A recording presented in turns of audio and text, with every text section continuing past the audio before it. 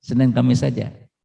Yaumul Bid ya lewat aja. Artinya kalau pas hari Senin itu hari tanggal 13 kebetulan kita tidak saum Yaumul Bid tapi saumnya hari Kamis.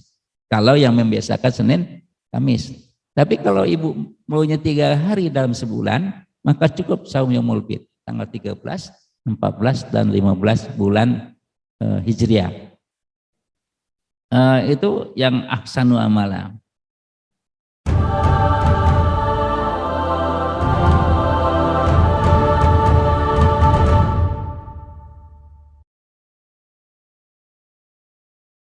Kemudian terakhir surat yang ingin saya sampaikan adalah surat Ali Imran ayat 92. Nah, di samping kita melakukan ibadah, maka kita juga ada namanya melakukan ibadah yang punya nilai muamalah. Apa itu? Berinfak. Ibu-ibu biasakanlah diri berinfak. Karena berinfak itu kunci masuk surga. Ya. Untuk masuk surga kuncinya adalah allazina yunfikuna fis-sarra wad-dharra. Nah, lalu kita disuruh berinfak. Nah, dalam surah Ali Imran ayat 92 digambarkan lan tanalul birra hatta tunfiku mimma tuhibbun. Kamu sekali-kali tidak sampai kepada kebajikan yang sempurna sebelum kamu menafkahkan sebagian harta yang kamu cintai. Nah, ibu-ibu semua, dalam ayat ini kita disuruh berinfak atau memberikan sesuatu yang masih kita cintai. Saya sering menggambarkan kalau kita mengurusi kotak masjid itu, kotak amal ya. Itu kan ternyata kalau Jumatan ya, dengan bapak-bapak kalau Jumatan itu, kalau suruh infak Jumatan itu, ternyata memilihnya itu tidak yang mimatuhipun. Ya kalau saya gambarkan, kalau di kantong kita Pak, ada uang 100.000, ada uang 50.000, ada uang 20.000, ada 10.000, ada 5.000, ada uang 2.000, ada uang 1.000, atau ada uang 500 rupiah masih ada sekarang. Kira-kira yang masuk kotak amal yang 500 rupiah apa yang 100.000? Nah, kira-kira kan pertanyaannya, kalau coba cari kotak infak ya. Kemarin alhamdulillah ibu-ibu Aisyah dari murid-muridnya kali ya, alhamdulillah cuma PCM sudah nerima sebesar 402.000 rupiah Bu. Ya. Dan hasil infaknya luar biasa. Luar biasa maksudnya apa? Lebih dari 300.000 itu uang 2.000-an. Uang 2.000-an. Nah, yang maksimal uang nilainya sumbangan itu adalah uang 10.000-an. Jadi 10.000-an ada berapa lembar, 5.000-an berapa lembar, kemudian uang 2.000-an semua.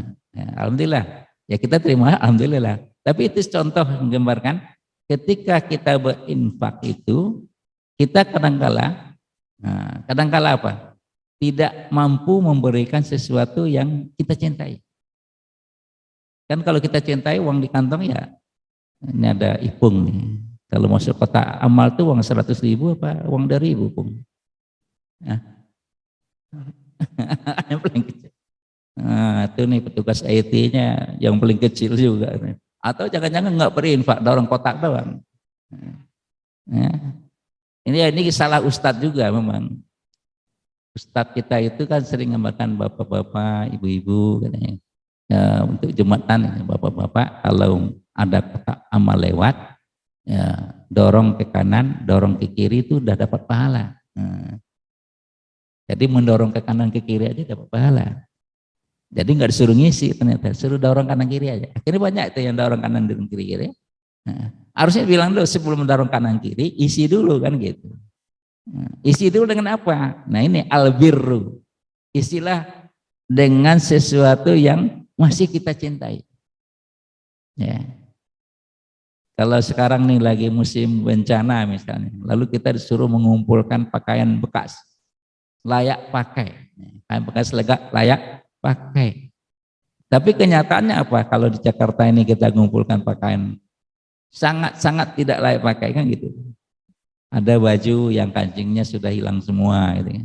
Atau baju resletingnya udah nggak bisa dipakai. Nah, berarti nggak layak pakai lagi sebetulnya.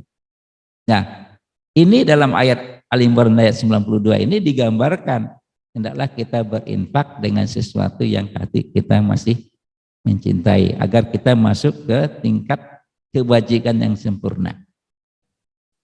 Nah, jangan sampai kita berinfak seperti yang digambarkan dalam surat Al-Baqarah 267. Apa di sana digambarkan? Wahai orang-orang yang beriman, infakkanlah sebagian dari hasil usahamu yang baik-baik dan sebagian dari apa yang kamu keluarkan dari bumi untukmu. Jadi suruh yang infakkan yang baik-baik. Janganlah kamu memilih yang buruk untuk kamu infakkan. Jangan pilih yang buruk. Padahal kamu tidak mau ngambilnya.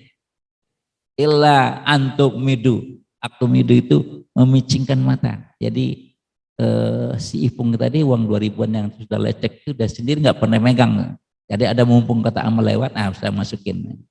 Masukinlah uang yang sudah kita nggak suka itu. Nah itu nggak boleh sebetulnya. Ya. Jangan katanya. Kata Allah dalam surat ini, jangan kita berinfak milih yang buruk-buruk. Jadi pengalaman Kabil dan Habil berarti jadi pelajaran bagi kita. Ketika Allah perintahkan mereka berdua berkurban, si Kabil berkurban, hasil pertaniannya dipilih yang sudah busuk-busuk. Sementara Habil berkurban karena dia peternak, dia pilih kambing yang seger, yang gemuk. Sehingga yang diterima kurbannya Habil, kambing. Sementara si Habil yang menyerahkan daun-daun yang sayuran yang sudah busuk itu ditolak. Kenapa? Dia sendiri nggak suka lagi dengan sayur itu yang dikasih. Jadi ini nggak ayat cerita kisah anak-anak Nabi Adam, Kabil dan Habil ini juga bisa dijadikan gambaran. Jangan sampai kita berinfak, tapi berinfak dengan yang tidak baik. Nah ini termasuk sesuatu yang juga di bulan Rajab ini kita berbanyak berinfak, sehingga ketika menyongsong nanti Ramadan tiba, ya kita sudah siap untuk melaksanakan ibadah yang lebih berat lagi, ibadah yang utama lagi, itu saum Ramadan. Terakhir surat Al-Furqan ayat 67, Bapak Ibu semua, saya juga nyampaikan kalau ada orang yang ngajak kita berinfak, itu juga tidak boleh berinfak yang berlebihan. Wala tusrifu, ya, berinfak yang berlebihan itu apa? Saya menyerahkan semua harta saya. Nah, kita ini bukan sahabat Nabi lagi ya. Tapi juga tidak boleh kikir. Tapi apa kata Allah surat Al-Furqan ayat 7? Baina zalika qawama, di antara yang tengah-tengah itu. Jadi tidak terlalu pelit, tapi juga tidak terlalu berlebihan. Nah, sehingga sendirinya ini kan ada orang ustadz yang, Pak, Bapak punya motor satu, iya. Satu-satunya motor Pak, iya. Udah Pak, Bapak infakkan saja motornya. Insya Allah nanti Bapak bakal dapat ganti 700 motor. Iya, saya bilang memang begitu. Kalau percaya gak tuh si Ipung saya suruh begitu. Ini ayat Al-Quran deh Bung. Ya, orang yang berinfak satu diganti 700. Jadi kalau saya berinfak motor satu diganti 700. Ternyata tidak begitu pemahamannya. Kenapa? Berinfak itu wa mimma razaqnahum yunfikun. Sebagian kecil yang kita infakkan. Nah, sebagian itu berapa? Antara 2,5% sampai 20%. Jadi kalau saya punya 100.000, ya antara 2.500 sampai 20.000 itu berinfak. Kalau punya 10 juta, antara 250.000 sampai 2 juta. Gitu. Jangan usah berinfak nih 5 juta. Ya. Enggak juga begitu. Ternyata maksimal itu juga 20%. Nah, jadi menginfakkan. Jadi ketika kita berinfak tidak boleh berlebihan, tapi juga tidak boleh kikir. Ya, jadi antaranya. Kira-kira posisinya 2,5% sampai 20%. Ya, jadi kalau Prof. Amin Rais tuh, ketika dia berpikir zakat profesi, dia bilang zakat profesi itu 20%. Ditanya orang, kalau Pak Amin dapat ceramah 1 juta, terus diinfakkan berapa? Ya 200.000. Banyak sekali Pak Amin. Enggak. 200.000 itu lebih kecil dibanding 800.000. Kan sisanya masih 800.000. Berarti saya bawa masih banyak pulang. dibanding dengan yang saya infakkan. Jadi Pak Amir Rais itu dia menekankan kalau zakat profesi itu malah 20%. Sehingga begitu dia dapat, habis ceramah atau apa, dia langsung keluarkan 20%. Nah, itu pola yang dipakai. Artinya dari ayat ini, surat Al-Furqan ayat 67, perlu dipahami, jangan sampai kemudian kalau ada ustadz yang ngajak, semua harta kita berikan. Nah, kecuali kemudian kalau hartanya itu mau dia wakafkan. Ya, wakaf, Pak, saya mau wakafkan.